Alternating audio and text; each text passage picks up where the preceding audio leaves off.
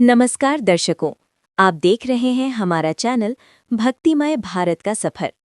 आज हम आपको ले चलेंगे उस पवित्र धाम की ओर जिसे कहा जाता है आदि ज्योतिर्लिंग, जहां स्वयं चंद्रदेव ने तपस्या की, जहां समय ने कई बार विनाश देखा, फिर भी आस्था कभी नहीं टूटी।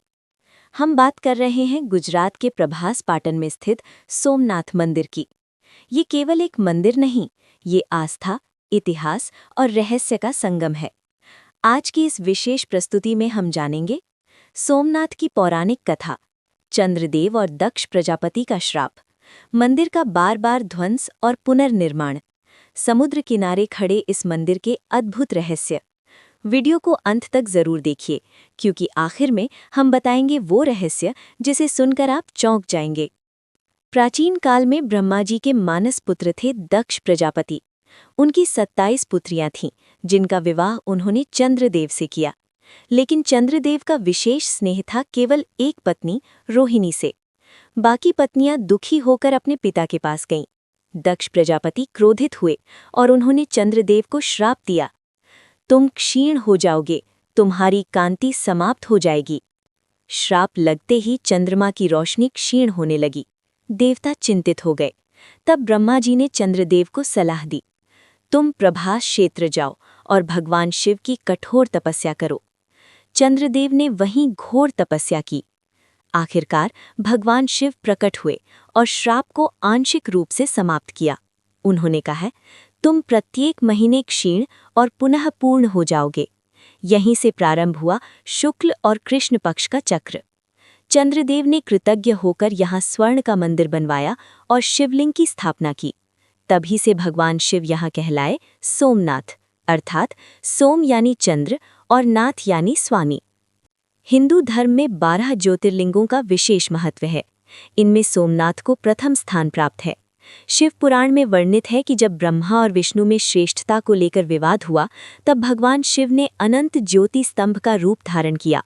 वही दिव्य प्रकाश ज्योतिर्लिंग कहलाया। सोमनाथ को आदि ज्योतिर्लिंग कहा जाता है, क्योंकि इसकी स्थापना सृष्टि के प्रारंभिक काल में मानी जाती है। सोमनाथ का इतिहास जितना पौराणिक है, उतना ही संघर्षपूर्ण भी।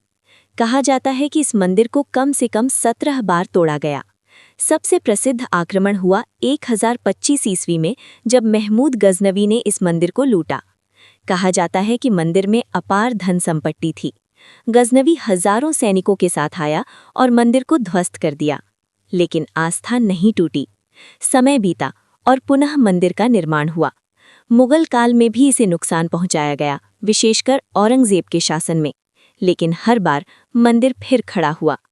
भारत की स्वतंत्रता के बाद देश के लौह पुरुष सरदार वल्लभ भाई पटेल ने संकल्प लिया कि सोमनाथ मंदिर का पुनर्निर्माण किया जाएगा। 1951 में मंदिर का भव्य पुनर्निर्माण पूर्ण हुआ। भारत के प्रथम राष्ट्रपति डॉक्टर राजेंद्र प्रसाद ने इसका उद्घाटन किया। आज जो मंदिर हम देखते हैं, वो चालुक्य शैली में निर्मित है। सोमनाथ मंदिर अरब सागर के तट पर स्थित है। मंदिर के दक्षिण में एक शिलालेख है, जिसे बाण स्तंभ कहा जाता है।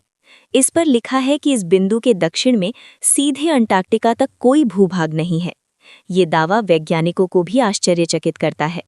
कई लोग मानते हैं कि ये स्थान पृथ्वी की ऊर्जा रेखाओं से जुड़ा हुआ है। रात में समुद्र की लहरों के बीच जब मंदिर पर चंद्रमा की रोशनी पड़ती है, तो लगता है जैसे स्वयं चंद्रदेव आज भी यहाँ उपस्थित हो। सोमनाथ केवल एक मंदिर नहीं, ये पुनर्जन्म और अटूट विश्वास का प्रतीक है। ये सिखाता है विनाश के बाद भी पुनर्निर्माण संभव है। अंधकार के बाद प्रकाश आता है। जैसे चंद्रमा घटता बढ़ता है, वैसे ही जीवन में उतार चढ़ाव आते हैं। तो भक्तों, ये थी सोमनाथ ज्योतिर्लिंग की अद्भुत और रहस्यमयी कथा। यदि आपको ये वीडियो पसंद आया हो तो लाइक करें, शेयर करें और चैनल भक्तिमय भारत का सफ़र को सब्सक्राइब करना न भूलें। कमेंट में लिखें हर हर महादेव। अगले वीडियो में हम लेकर आएंगे एक और दिव्य धाम की कथा। तब तक के लिए जय भोलेनाथ, हर हर महादेव।